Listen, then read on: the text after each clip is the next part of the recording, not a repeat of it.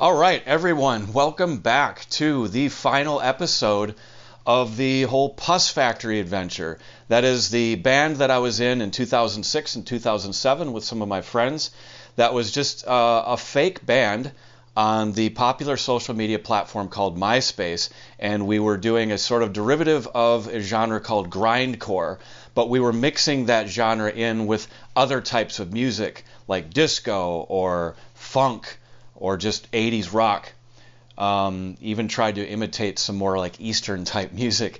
Anything we would try to blend together, it would just make the most absurd combination. Anyway, this is in fact the final episode where I'm going to talk about the making of the title track, Satan Worships Us. That was the name of the album, and we wanted to do a song at the end. But not only did we want to do the song at the end that would be called Satan Worships Us, it was going to be a medley. Okay, so there'd be the song, and then it would also then have a medley in it. That is, if you're not sure what a medley is, that's like if you've ever seen like a Broadway musical, and they've got all of their dedicated songs for every scene or character, but then at the end they mash them together, and so then there's a sort of reminiscing on all the different songs, but then you start combining them too. So I knew right from the start, this project had been going on for months. It started in June of 2006. And we were on this song by, I believe it was April of 2007. So not quite a year, but pretty close. We did a total of 16 songs. But throughout the making of all the songs prior to this one, it was on my mind that I'd had no idea what it was going to sound like. And then there was the medley too. And I'm like, this one's going to be an ambitious undertaking.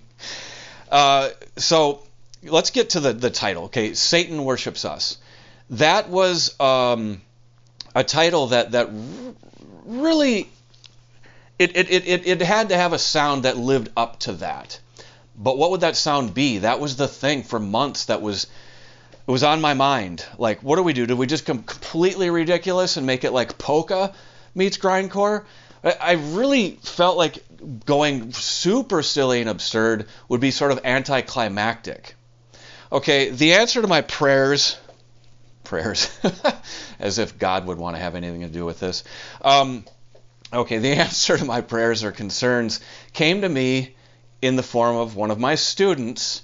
As students often do, they come to their lessons with their CDs, their music that they want to learn. And I had this student, he was a big metalhead. And he came in just shortly, it was the week that we were going to start trying to piece together the song Satan Worships Us. He came in with this CD by a band I'd never heard before. Now I hear about them all the time, but they're called Dimmu Borgir. All right, he comes in with a CD. The album was called Death Cult Armageddon, and he wanted me to check out this song on it called Progenies of the Great Apocalypse. This song came on, and it was the most epic sounding metal song I think I've ever heard. Now I don't mean like more epic than Master of Puppets or something, but I just mean like it was like epic, almost like it was like a John Williams soundtrack, or something like for Star Wars, or, it sounded so huge because it was metal with all these orchestra elements, like French horns and like you could kind of hear like hints of like a choir and stuff in there. It sounded very magical, but also just sounded like an epic movie. Okay, I heard the song and right away I'm like, this is exactly what a song called Satan Worships Us would sound like. And I'm like, oh my God, what a crazy synchronicity. This thing came into my life at just the right time. I went home right away after work and got to work on it right away on my MIDI keys here, trying to recreate something very similar. And I don't mind admitting that I stole a lot from it. Not melodically or anything, but the elements are all pretty similar. As Pus Factory was actually all about a lot of imitation. That was the fun. Okay. So another thing about this song that I think is interesting to note, it's, I believe, the only song in the album that doesn't have the gibbering vocals. We did songs that had lyrics, but it would be half lyrics and half just gibberish, just going. And this one, we didn't do that. We didn't do mindless blast beats. No, in fact, what did we do in this song that was different from all the rest? We tried. We made an effort. We took some time out and put some thought into it. Okay, even the guitar solo was scripted. I wrote it ahead of time. All of the other solos on the album, I just improvise on the spot, just mindless speed picking and just absurd licks, trying to play as fast as I can, and it didn't matter if it was sloppy or not. But this time, I actually wrote a solo, and I think the solo turned out pretty good, so be sure to watch the whole video, because I will be performing the solo at the end of this video.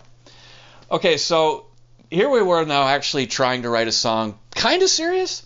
So it has lyrics all throughout, and it's interesting. Like, the verses are just basically narrating Satan's relationship with Pus Factory. The opening verse is he's down in hell, just waiting for Pus Factory to come and play a live show. Like, I guess when we go on tours, we make a stop to hell. Furthermore, second verse, I believe it says he owns every album. That cracks me up. We only have one. But and then our posters are on his brimstone. He's got bumper stickers, T-shirts, and even a Pus Factory ringtone. Ringtones were kind of a thing back in the day. So yeah, Pus Factory ringtone. I wonder what song he made the ringtone out of. That would be interesting to find out. Okay, so I got to work on it. It took me about I don't know, maybe a day or two to put together the whole orchestra metal amalgamation, and it turned out really good. So here we go. I'm gonna pull it up here on Spotify. The song "Satan Worships Us." The opening.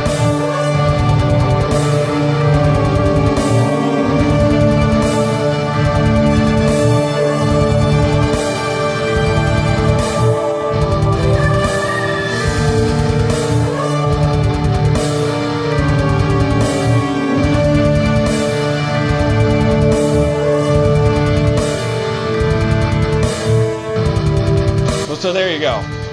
I think that sounded pretty epic. I was very happy with the results. We even got the tubular bell in there. Okay. And then Jamie did the vocals, and he did the vocal style different than we did in any other song. This time he sounded a little bit like the singer for Dimmu Borgir, kind of like a Cradle of Filth kind of sound. Anyway, the whole presentation on it turned out better than I had ever hoped. We had this very epic, I don't know, you could call it a satanic sound, or whatever satanic would sound like. Another thing, too, that's interesting to note about this tune is if you look at the time on it, it's 6 minutes long. That was no accident. 6 minutes. I mean, I would love to have made it 6 minutes and 66 seconds. There's not really such a thing as that, though. But I did make it to be exactly 6 minutes and 66 milliseconds. Not that you would ever notice the extra 66 milliseconds, but just a little Easter egg right there for you. Anyway, I hope that you've enjoyed this series. I had so much fun making this series and talking about this project. The project itself was so fun back in 2006 and 2007, and revisiting it and making these videos has been almost equally as fun. I'm glad that the story is going to be immortalized now on these videos on YouTube. I've got lots more series coming up. This one has come to an end. Enjoy the solo from Satan Worships Us.